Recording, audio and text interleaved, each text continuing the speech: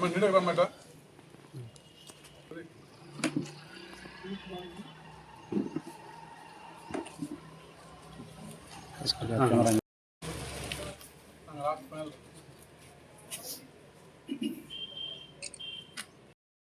నా పేరు పి చిన్న గోవిందు. నేను ఇటీవలే పాకాల పోలీస్ స్టేషన్కు ఇన్స్పెక్టర్గా ఛార్జ్ తీసుకున్నాను. ఛార్జ్ తీసుకున్న వెంటనే ఈ గాదంకి విలేజ్లో ఒక హౌస్ బ్రేక్ జరిగినట్టు మాకు కేసు రిపోర్ట్ అయింది.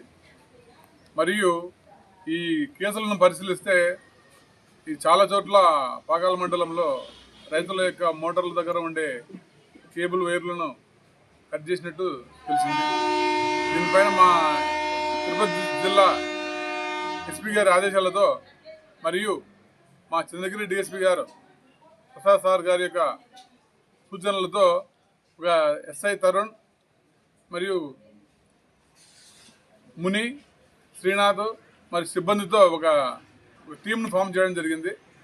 ఆ టీం ఆధ్వర్యంలో మేము దీనిపైన ఎక్కువ ఎఫర్ట్స్ చేసి మాకు నిన్నటి దినము ఈ పాకాల రైల్వే అండర్ బ్రిడ్జ్ దగ్గర ఒక ఆటోలో 4 వ్యక్తులు ఉంటూ అక్కడ ఏదో రాగి వైర్లు పంచుకుంటున్నారు అనే సమాచారం మాకు రావడంతో మేము ఇమీడియట్గా సీన్కు రష్ చేయడం జరిగింది.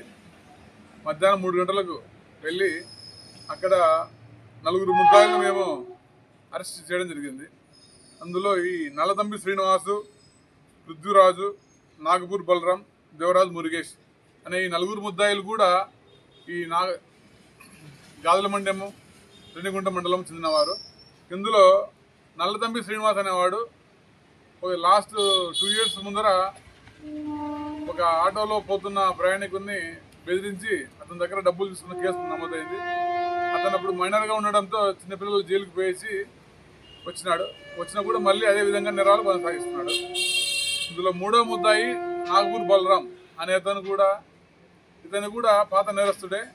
ఇతను కూడా మన రామచంద్రాపురం మండలంలో 2022 సంవత్సరం 3 సంవత్సరాలకు ముందు ఇక్కడ ట్రాన్స్ఫార్మర్లు వైర్లు చోరీ చేసిన కేసులో అతను ముద్దాయిగా ఉన్నాడు.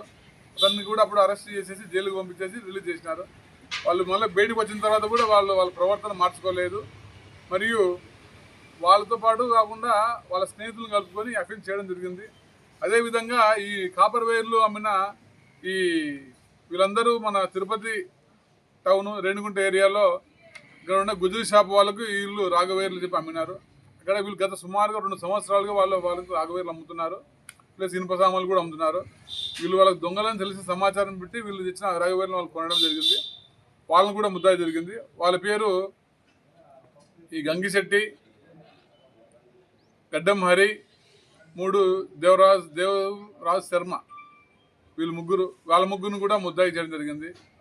మేము ఒక విజ్ఞప్తి ఏమంటే ఇలాంటి దొంగ సొమ్ములు ఇలాంటి ఎవరన్నా తెచ్చి అమ్మినప్పుడు ఆ వ్యాపారస్తులు కానీ కొనేవారు కానీ వారి యొక్క బయోడేటా గమనించండి. వారి ఆధార్ కార్డులు పూర్తిగా తీసుకొని వారికి ఏమన్నా మీరుంటే కొనుక్కోమని మేము ఆ సలహా. ఇదే విధంగా ఇంకా ఇలాంటి నేరాలు జరగకుండా మేము తగిన గస్తీ ఏర్పాటు చేస్తున్నాము. ఎస్పీ గారి సూచనలతో మేము ప్రత్యేక టీంలు ఏర్పాటు చేసేసి ఈ పాకాల మండలంలో ఎలాంటి నేరాలు జరగకుండా అరికట్టేటకు మేము కృషి చేస్తున్నామని మీ అందరి గురించి తెలియజేస్తున్నాం.